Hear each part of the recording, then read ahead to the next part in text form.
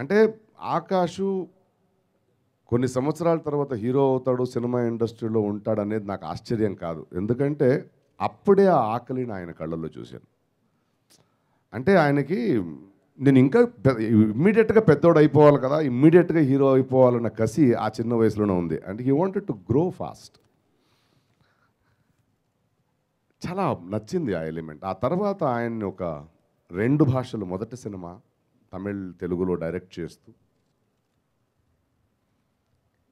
ఏ రోజు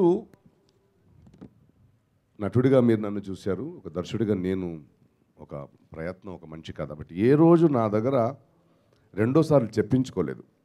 నాకిది కావాలంటే ఆయనకున్న కమిట్మెంట్ అంటే ఆ వయస్సులో కమిట్మెంట్ కన్నా ఎక్కువ ఆకలి.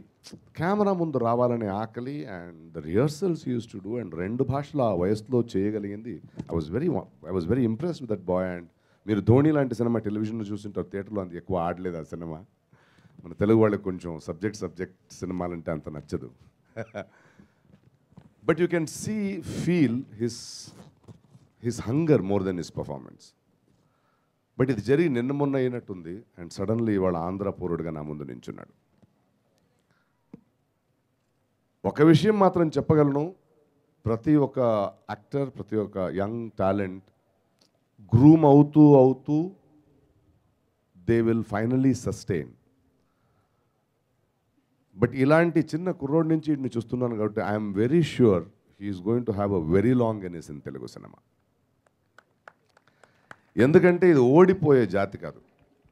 రాగానే కాళ్ళు ముక్కుతాడు, వినయం ఉంటుంది, పెద్దోళ్ళని గౌరవించాలని ఉంటుంది. బట్ ఈయన దగ్గర నాకు నచ్చింది ఏంటంటే ఆ పూరిలో ఒక స్ట్రీక్ ఉంది అలాంటిది.